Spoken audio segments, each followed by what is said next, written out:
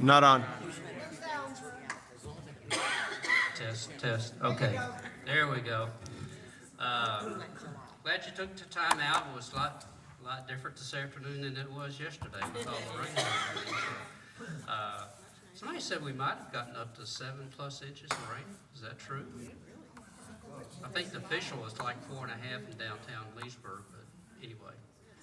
But we're very fortunate. And again, we'll just keep monitoring this year. It's supposed to be a pretty active year as far as weather and possible tornadoes and spinning off that comes off the Atlantic and so forth. So we're not totally out of the woods yet, because I think next month and the month after that are going to be the primary ones. So let's go ahead and stand for the pledge. Pledge allegiance to the flag of the United States of America and to the republic for which it stands, one nation, under God, indivisible, with liberty and justice for all.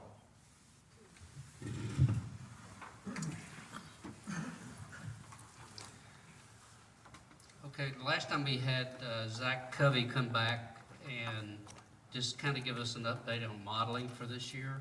And their Spectrum News had redone the pamphlet they gave us 2 years ago. So does anybody need it? We'll pass them around. It's the newest one. You want to... Checklist for what to do before, during, after the storms. Yeah, it's a good resource guide. It's different meteorologists that has went back in and updated information of what they would do in case of a hurricane or tornado. So very good reference. No, I gave them out. See what you got. But thank you. And FEMA also has an excellent checklist, so we'll pass that around. It's just things that general, anywhere from first aid, phone numbers, food and water, pet care, and so forth, important documents. So, can I ask you to help? Oh, no. Not Bob.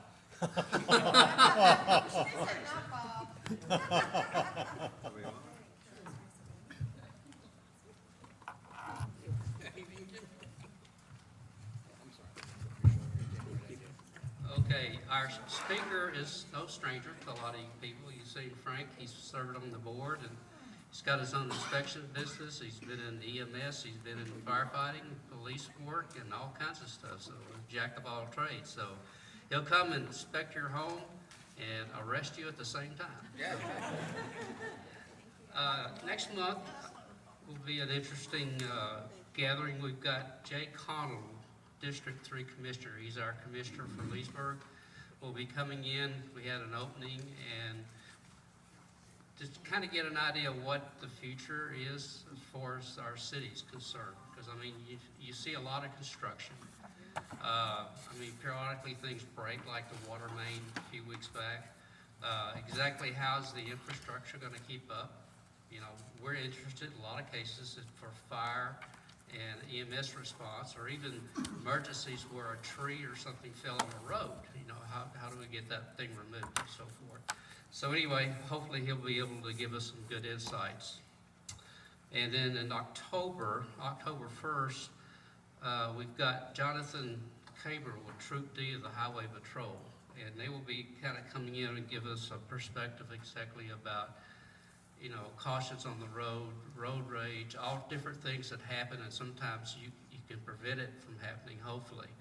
And what to do if you feel like somebody's riding you, what do you do if somebody's on your bumper for miles and miles?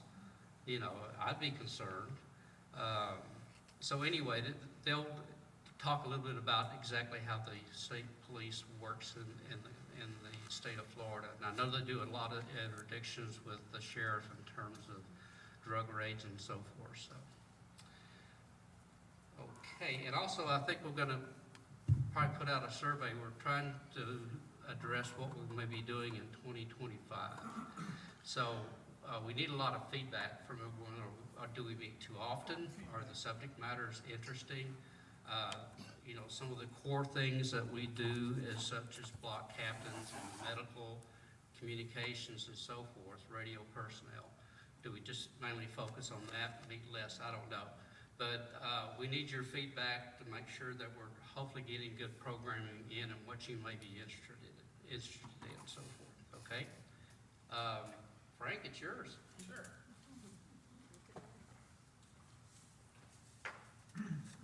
Well, thank you, Larry. I appreciate the invite. I hope this will be an effective use of your time. We're going to go over a lot of different things that you may want to implement in your life, and even if you take away just one thing tonight, hopefully it will be worth it for you. Typically, it's better when I talk in the morning, so the rest of your day has to go better, but I'll do my best. So like Larry said, I started out in the Sheriff's Department, and then when I left after a few years with the Sheriff's Department to go in our city fire department. So I was a union firefighter full-time. I was also an EMS instructor for New York State. I taught other paramedics and things like that. And so that was my career. And then I retired, and when our great Governor Cuomo said, if you're pro-God, pro-gun, pro-life, you have no place in New York, get the heck out. I took my fat Tier 2 New York State pension and I came down to Florida where it would last longer. So, we first moved to the plantation, and then after a few of the years living there, we moved to Legacy. So I'm here to talk tonight about safety in your home, and I'm going to go over a whole bunch of stuff. I'll kind of cut to the chase a little bit. My wife has had some health issues, and she's better now, but she went through a few months of being very unstable. I can't stop there, I'll get in trouble. Unstable on her feet. She started using a cane and things like that, and she was falling often, and I'm not used to that. I mean, we're like 66, so some people here consider us youngsters, so I did not expect to go through this kind of thing, this early. So I did 3 things that I think helped a lot, and if you find yourself in this situation, maybe these 3 things might be beneficial for you, and then we'll talk about all the other stuff we can do. But one thing I did is I bought a whole bunch of night lights. Now, it's nice, these LED lights don't take any electricity, the bulbs don't blow out, it's wonderful. And I bought a whole bunch of them, and I put them every place. So, and I also have the kind of light, the plug covers that have the LED lights, that just come on at night, and then I put some extra ones in some places. And that really helped because I found that she was falling at night when she couldn't see clearly. So you're really at a disadvantage. So that's not expensive at all. You could buy, half a dozen of those on Amazon for under $10. That might make all the difference in the world. The other thing I did is, I had a few of these Alexa things around the house, and I bought some more, and I have them, I have the one in our master bedroom, in our master bathroom, because a lot of people fall in the bathroom. Yeah. I just have them all over the house. So you can tell Alexa to contact your spouse. I forgot how you do it. I think you got to say announcement or something like that, and you just say, Alexa, call Frank. Now, if you don't have a husband named Frank, that won't work for you, but it works great for Jane. And we've used it a few times where she has fallen or maybe just needs help getting out of the bathtub. She's one of these rare ladies here in Legacy that actually still loves that big bathtub that comes with these houses. She loves it. I know a lot of people don't use them, but she likes that a lot. So it's just a really nice, cheap way she can call me anywhere in the house. So, and then the third thing I did is, she's got an iPhone, I have an iPhone. I've had Macs for like 20, 30 years. I started buying Macs when Apple stock was $4 a share. So that's how long ago. So I bought her an Apple Watch, and I have one too. And so she can fall, even if she's outside walking the dog or whatever. And, she could tell the watch to call me. So that made me feel really, good. I mean, if she falls right now, she could use her Apple Watch to contact me. So, so those were 3 things that we did that helped a lot. And she is doing a lot better now. She doesn't use the cane anymore. So, but a few statistics I'll give you, and I don't want to scare anybody, but, and I think it still holds true, but way back when I was in EMS, there was a statistic that's very troubling, that 50% of people who break a hip die in a year. It's kind of scary. It's because of the sedentary lifestyle. So, you would want to avoid breaking your hip if you could. Pardon? Oh, I thought you understood. Anyway, 30% of U.S. citizens over 65 reported falling in the last 12 months. So that's, so if you extrapolate that, everybody's going to fall once every 3 years or so. So, I mean, it does happen to all of us. And the other thing is that 60% of the falls happen in your house. So you got to really think about, you got almost like play this game, with your spouse or whatever, saying, well, what would I do if this happened? We would always have scenarios that we would play out. If this happened, who would I call? What would I do? Do I know the first aid? Do I do the right thing or do the wrong thing? So think about that. So you could be reactive to when something happens, so you could be prepared. Little things, cooking. A lot of people get burns. A lot of people have accidents when you cook. And some of these things we all know. Like, we all know you never want to fry bacon naked. Okay, we should all know that. Really? Surprise. But I see ladies a lot that they have the pan facing out. You never want the pan facing out, and you never want to have long sleeves like your robe or something. I yelled at my wife the other day. She was doing that, but she had them rolled up, but still. So that's something you want to care about when you cook. And if you're prone to falling asleep or taking naps, don't cook and fall asleep. We used to go, when I was on the fire department, we had tons and tons of calls. People would, burnt food on the stove, and people fall asleep, and I could never understand that. So you don't want to do that. The other thing that we found is a lot of our houses have the microwave over the stove, and that's all well and good. I mean, we do, but if you're not really tall, that could be very dangerous. We've seen people get burned. They're a little bit shaky, and then they open up that microwave and they're pulling something out and they spill it on them, and you could get, second-degree burns. It could be very, very bad. So, and I don't see why, like, you could buy microwaves now on the counter for $69. They're cheap. So if you struggle with the microwave over your stove, don't use it. Just pretend it's like a clock, because that's all it's good for you. So don't use it anymore and get one that's on the counter. Way, way safer.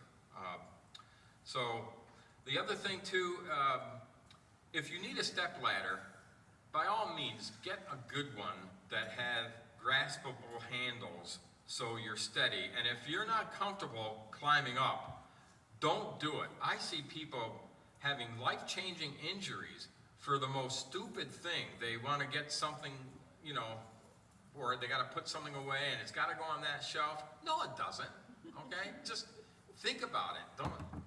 So many times people fall and get really hurt for the stupidest things, So, another thing to talk about is, some of you who have lived here in Legacy a long time, and you've sadly saw people, get older and pass away, and think about how that happened. So was it from a fall?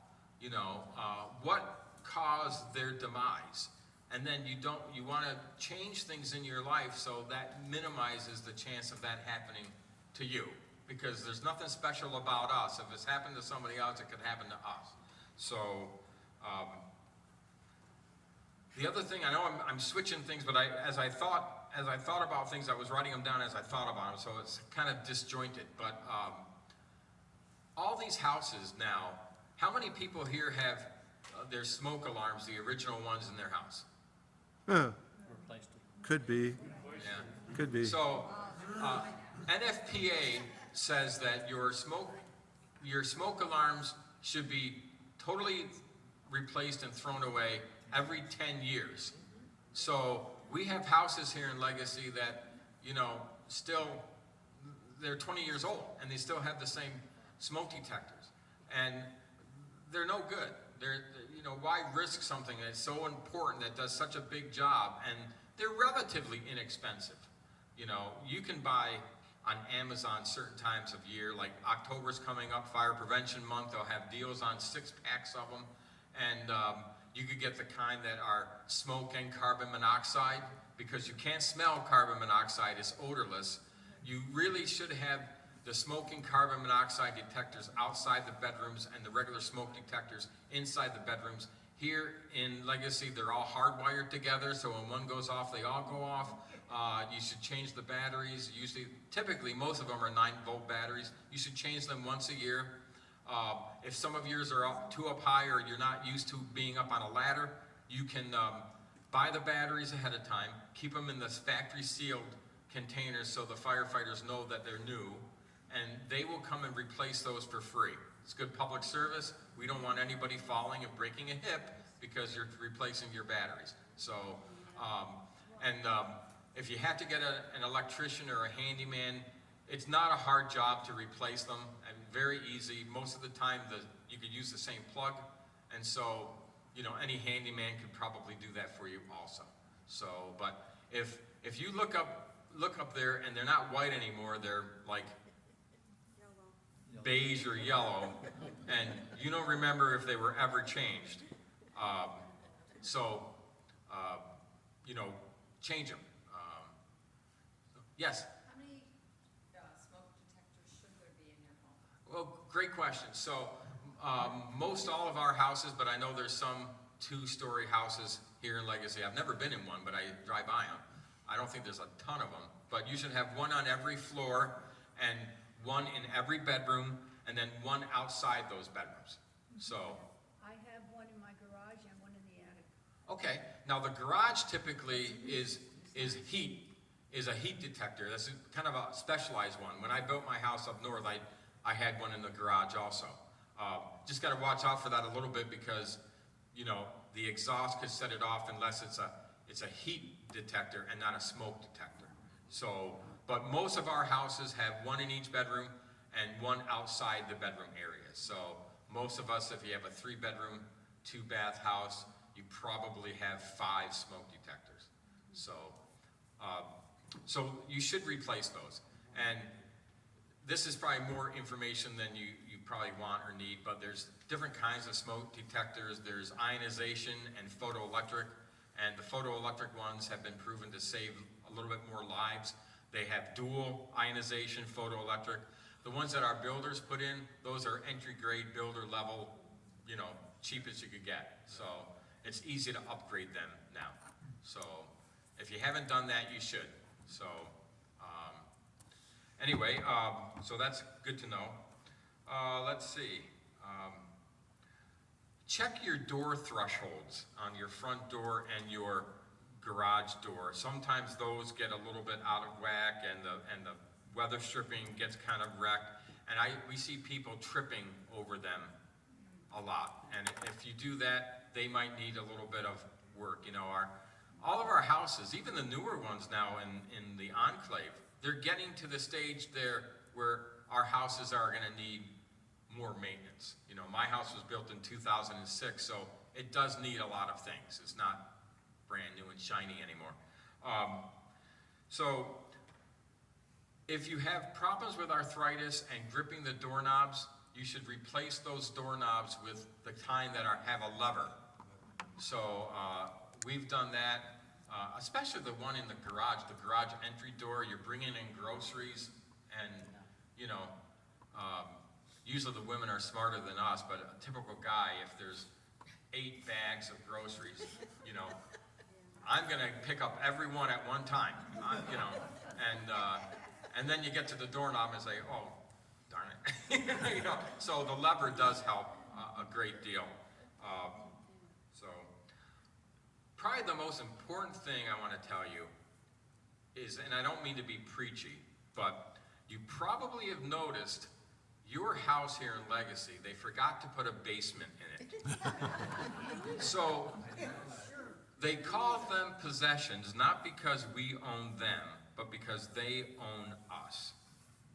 And I have seen, in my career as a firefighter, I have seen people die from being a slave to their possessions.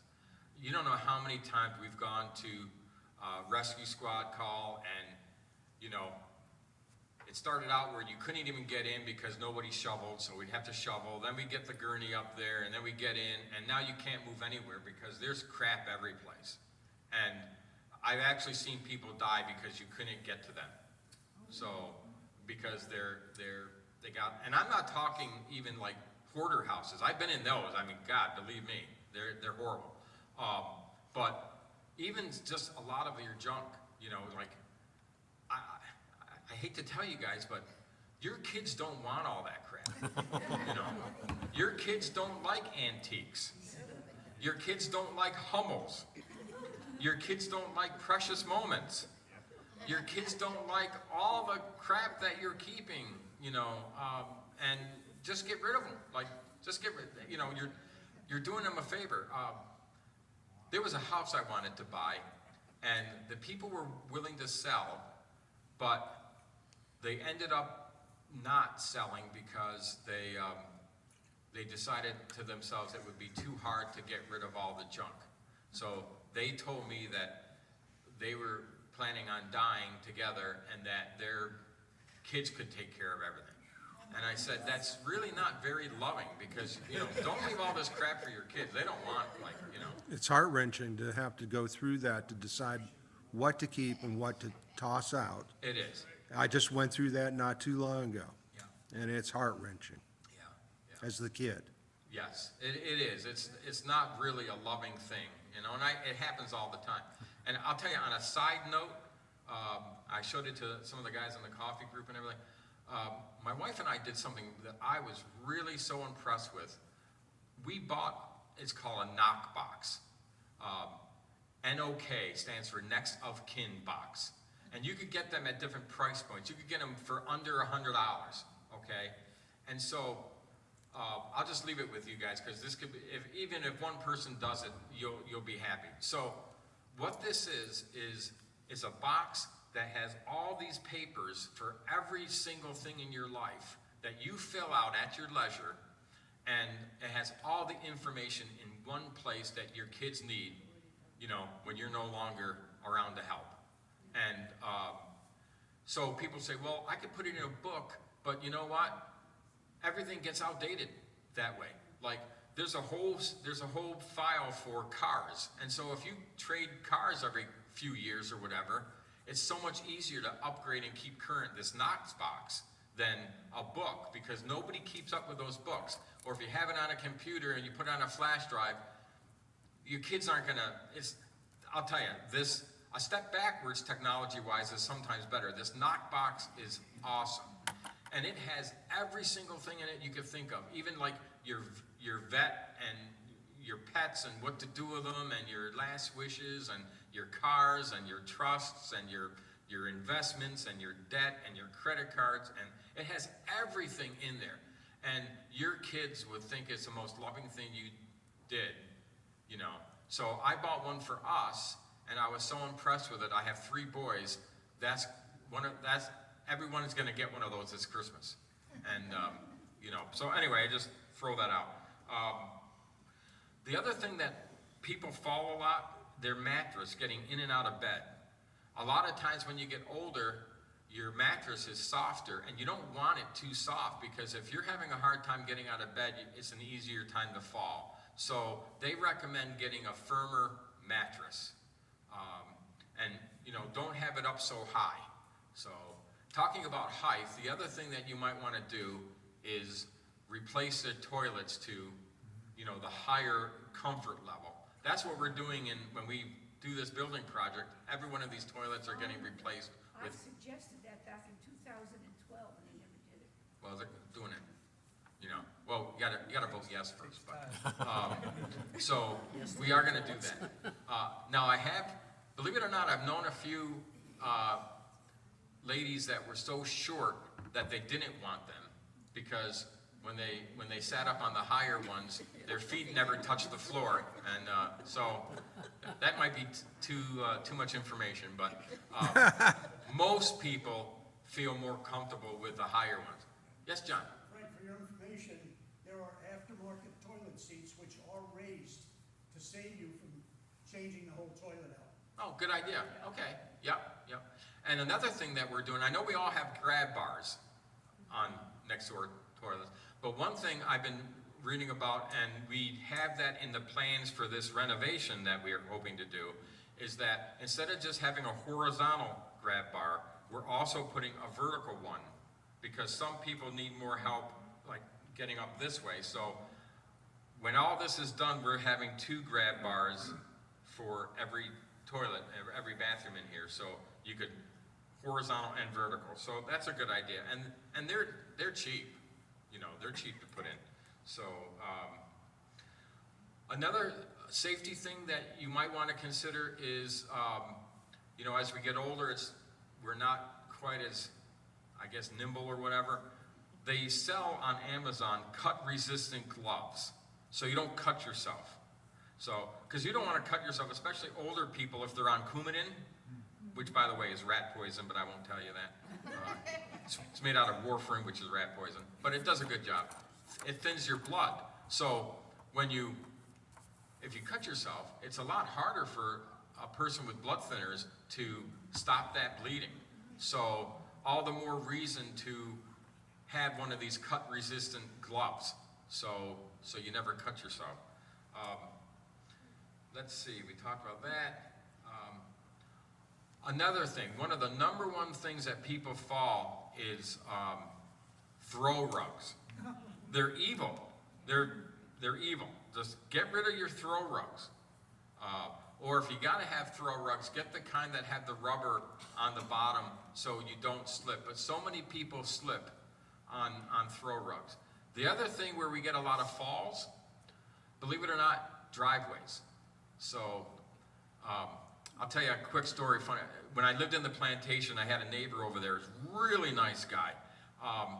He believed he was a great financial planner, investor guy, okay? But he watched his investments every day. And if the stock market went down, he had Campbell's soup, and that night. And if it went up, he had steak. You know, I don't know what he would have done the other day when it dropped 1,000 points, you know. But I would tell the guy, I won't use his name, but I'd say, hey man, you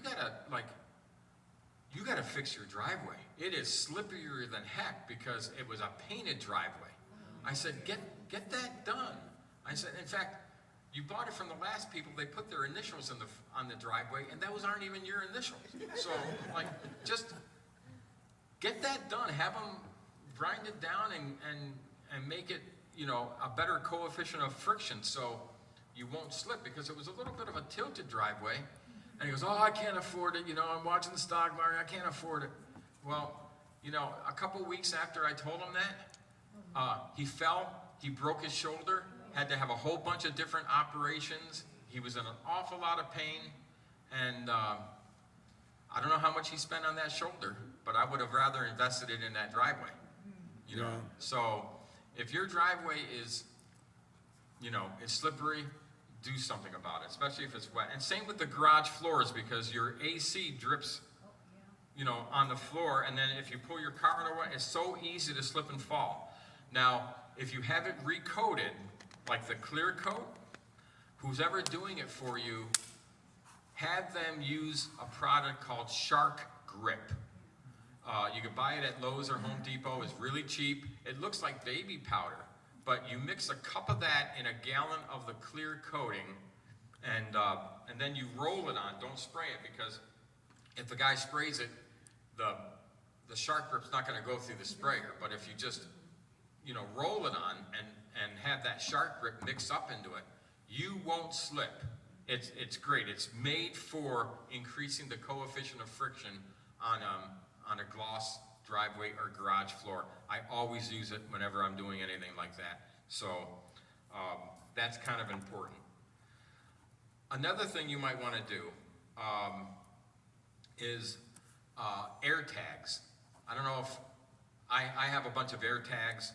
I have one on my dog, so I could track my dog on my phone wherever it is. I know. I have one in each car, which is great. If you go in a big parking lot, I could just pull up on my phone and it will take me right to my car. I keep them in my luggage. I had a friend of mine who, they lost their luggage, and they said, well, you know, just go to your destination and we'll find you in a couple of days once we find your luggage. And he said, well, I shouldn't have to do that. This is saying that it's 850 feet that way. And he got right to his luggage, and it saved their trip. So air tags are awesome if you're, you know, if you don't know what they are. They're super cheap. You can buy 4 of them for 79 bucks. So, yeah, or Apple Store or anything, yeah. You know, you get a 4-pack, they're the cheapest. I think I looked the other night, and it was 4 of them for 75 bucks or so. Yeah, that's the last one I bought. Yeah, they're really good. They're really good. So, let's see. The batteries is a pain. Really? They're tight, they're small. You could also have cameras. I have some Blink cameras in my house. And so when I'm gone, or even if I'm not gone, you know, my kids could log on and see. So if you don't have somebody to check in on you on a regular basis, you know, these cameras, the Blink cameras are really cheap. And they're wireless, they're easy, you just plug them in.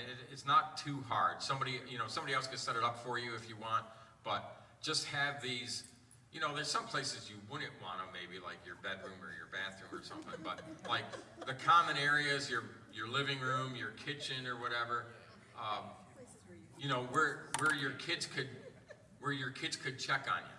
So that's really helpful. And then, you know, for your peace of mind and quality of life, if you have a good neighbor or friend or somebody that could be like your check-in buddy, and you check in with each other once a day or so, believe me, you really need that. I won't tell you some of the rescue squad calls I've been on, but let's just say it was obvious when you walked in that no one checked on this person for a long time. Another thing to talk about is your water heater temperature. So I've seen people get burned from your water heater. Now, most of us in your shower should have anti-scald diverters and valves in your shower. But your water heater should not be that high. And if it is, you should have a tempering valve, but it's very easy to lower that thermostat on your water heater. Your water heater temperature should not be more than 120 degrees. So, and it's easy to check that with any thermometer or these digital ones or the laser ones. But if you're having to turn on your kitchen sink and you gotta have the cold on halfway, you're wasting money, you're wasting power, and you could burn yourself. That, you know, don't have that too high, because you know, when you're older, your skin thins out and it's easier to get burned. So on a gas water heater, it's really, most of us I think have gas water heaters. So on your gas water heater, all you got to do is you have a red dial and you just got to turn it down to a certain temperature. Just turn it down, and that will be safer for you. The other thing we talked about earlier was, we were talking over here, is mixing chemicals. Okay, don't mix chemicals.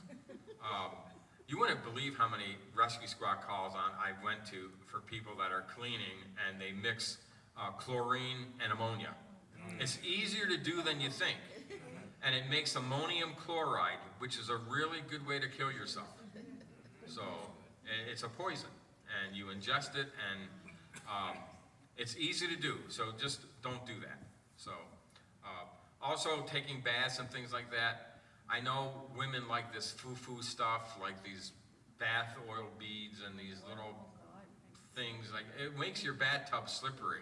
So, you know, be careful. I actually added another grab bar on for my wife's bathtub because, you know, you kind of need it. So, so grab bars are cheap, and you could even get the kind that just kind of like twist on and clamp onto the side rail. So it's not like you even need a handyman to come in and drill one in there and everything. Although you can do that too. I've done that. So, other thing, and I'm not trying to be funny or anything, but stop using bar soap. Okay, use the kind, a pump bottle, you know, because you guys all know, I mean, you've heard the stupid jokes and everything, but you don't want to, you know, you take a shower or whatever, and the bar soap slips out of your hand, and then you bend down to get it. It's easy to slip and fall. And, you know, the pump soap is like so much safer and better. So, you should have extra flashlights. Those of you who use glasses, you should have more than one pair of glasses. Because what happens if you break your glasses? Like, how many days you gotta wait for a new pair of glasses? So you should have more than one pair of glasses and leave them in some places. And same with your phone, your cell phone. I don't know if you only have one place to charge your phone, but we just bought some new sofas the other day, or a couple months ago actually. And they have the ring where you just put this cell phone on there, automatically charges. So have more than one place to charge your cell phone. Have extra flashlights in some places. That's really a good idea. Have them everywhere. You never know. Of course, don't let strangers in the house. You know, it's very easy to get scammed, you know. Are we talking about Bob? I wouldn't, if Bob was a stranger, I wouldn't let him in my house. But now that I know him, I wouldn't let him in my house.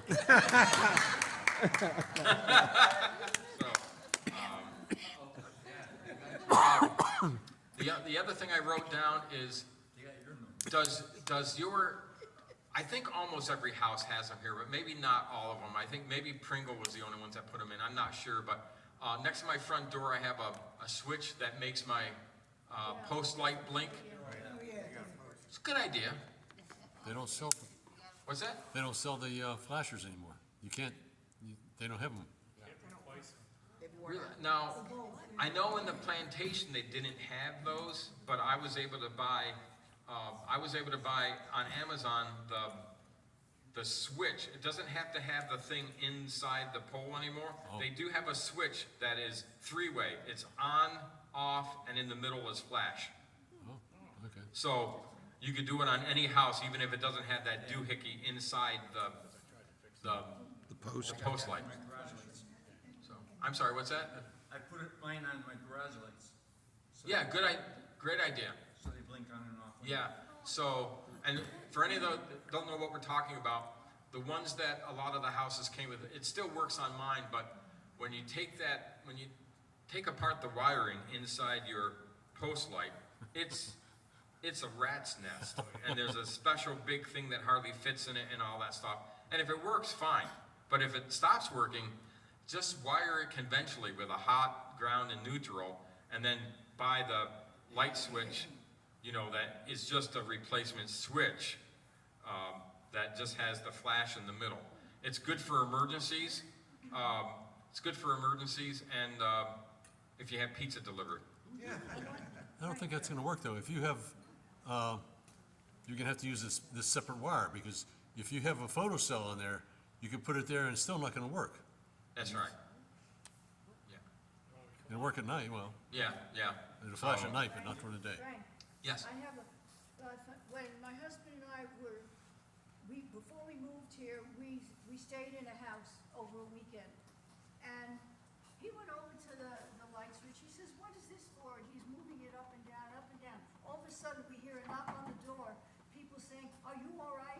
So I turned to him, I said, "This is the kind of community I want to live in." Yeah. It was a good idea. I'm glad they did it. So let's see. I think that's about everything I had, but I have this other safety checklist that I think Larry was passing around or was going to. Let me just look down here real quick. Oh yeah, the other thing, like in your bathroom, it's helpful to have a shower stool or a seat in the shower, and non-slip bath mats. So let's see. I don't know if I agree with some of this, but yeah. Oh, fire extinguishers. Make sure you know where your fire extinguisher is, and if you have the normal ABC fire extinguisher, it's a good idea to at least once or twice a year take it and lift it up and down a couple of times, and if you don't feel the powder moving, the thing's probably no good. I wouldn't want to trust it for a real fire, so you should have a fire extinguisher and know where it is, have it in one place, never move it, don't use it as a doorstop, have it permanently mounted, so in a panic situation, you know right where it is and you don't have to think about it. Let's see, place food and dishes and cupboards and cabinets within reach. Who could reach those really high, you know? You just put things up there that you only use once a year, and that might not even be worth it, so. Yeah, Frank? Yes. The fire extinguishers, the ones in the kitchen are different than the ones anywhere else. Right, All right? yeah, And usually they're color coded, so you know the difference. right. So they, and they also have fire blankets you could get now. So, replace bed frame with lower profile bed frame if getting in and out is difficult. We kind of talked about that already, but some of these beds now, my gosh, you get a nosebleed getting in and out of them. If it's hard to get in and out of them, that's not the bed for you. So, If you have a, what goes under the mattress? box spring. The box, I had them make it half the size that it came in. Okay. So my bed, because I would have had to use a step ladder to get in there. Yes, yeah. So, we didn't talk about this. It's not as prevalent here because we don't have a lot of stairways, but, you know, if you really have trouble navigating around your house, you know, get some handrails put in, even down the hallway or something. It's a good idea, you know, so you have something to grab to.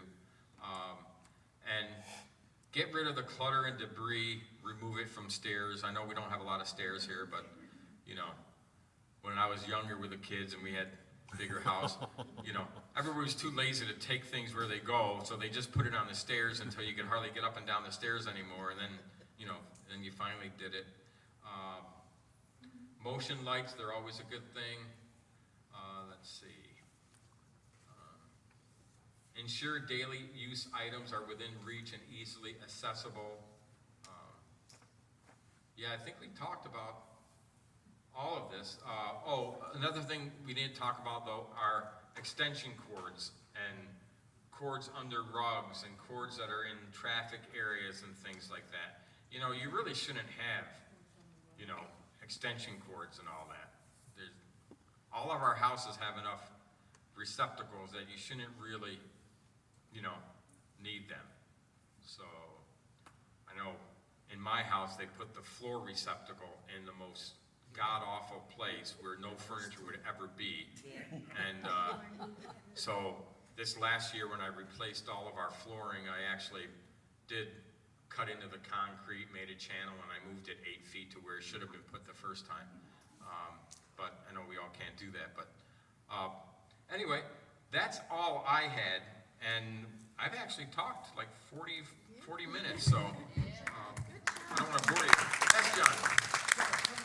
Fire extinguishers? What's that? Back on fire extinguishers? Yes. I'm about ready to replace the one that's in my garage.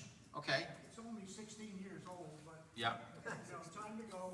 Do you have a recommendation for what class? 1A, 2B I would get an ABC. ABC extinguisher. How big? 2 pounds, 5 pounds? Yeah, I mean, you want to be able to handle it, you know, and you're strong enough to handle it, but I wouldn't get it that big, you know, I mean, you know, so, you know, my feeling is every house is made out of, you know, rocks and trees, and they build new ones every day. If my house caught on fire, I'd probably walk around the block before I called the fire department.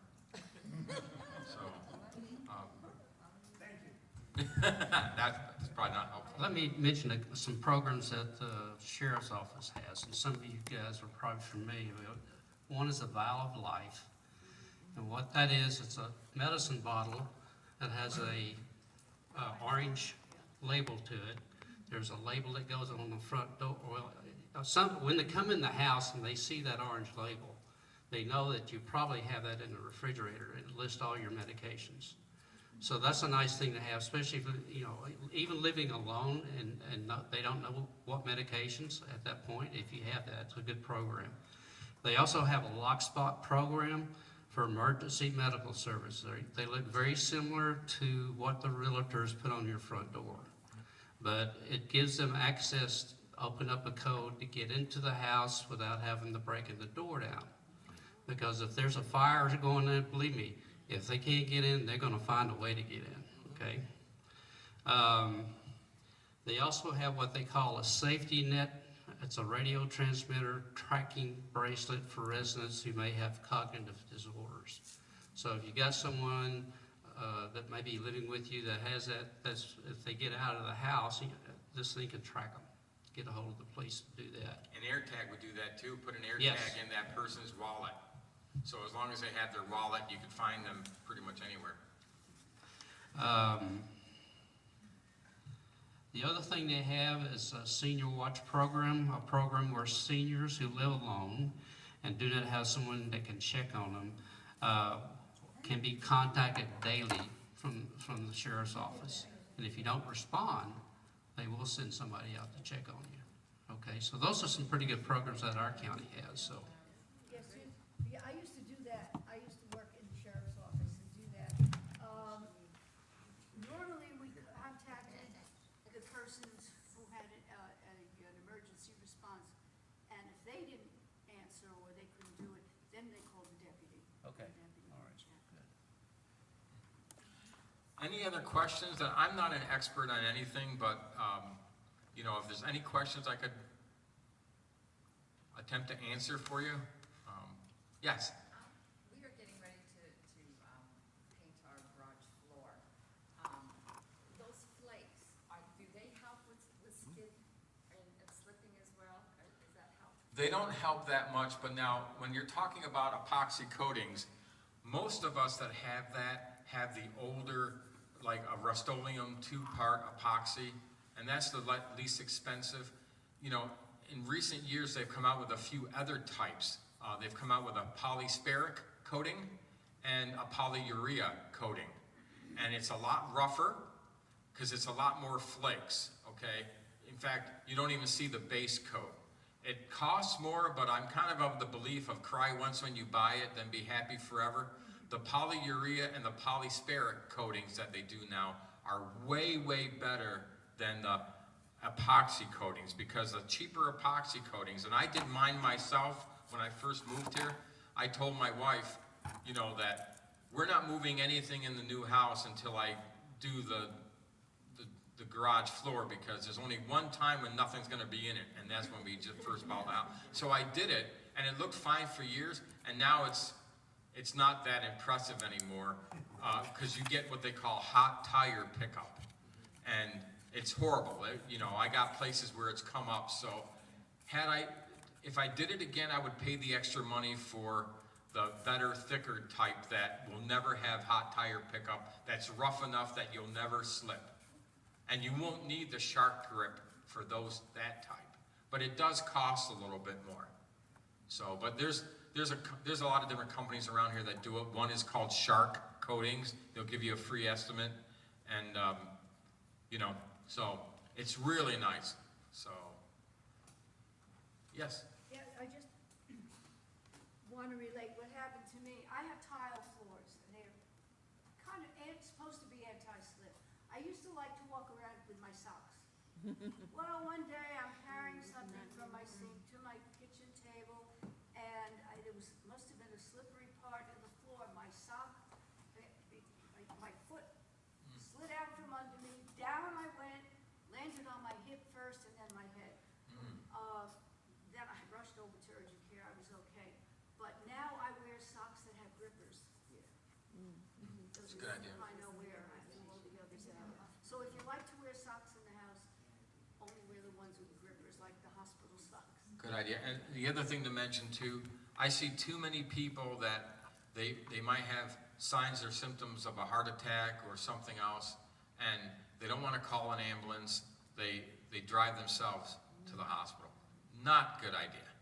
Not good idea at all. I mean, what if you black out or something and your car veers and you hit a whole school bus full of nuns or something? Call 911, because they have the defibrillators, they have the oxygen, they have all the ways to take care of you. Nowadays, EMS is so advanced that they do most of the most necessary things right in the ambulance before they leave your street. So don't drive yourself to the hospital if there's any chance of you going downhill and then getting in an accident.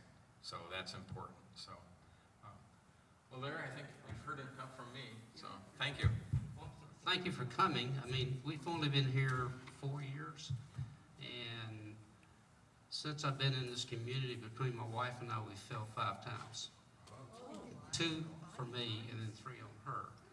And one of them was that she has a tendency, it's kind of a disorder, but she has a tendency to going forward. And she was out trimming some rose bushes and fell into the rose bush. Oh, ouch. Now, if she had called 911, I would be in jail. Because they would look at her, I mean, it was bruised all over her face, her arms, and the whole thing. So, I mean, it'll happen. I fell at Disney Springs one time, just on the type of concrete they had. Didn't break anything, but like Frank said, my sister died as a result of a fall within about a year, and she fell twice. And she was a avid worker in Little Rock, walker. And like I say, she was 81 years old, and probably would have lived on. But I do think that fall had a big impact on her life. So, anyway, thank you for coming. Next month again, Jay Connell, our commissioner, will be speaking to our club. So, hope you can come out. Jay's great. I talked to him. Thank you, Frank. Thank you, Frank. Thank you for making me feel welcome. You're welcome.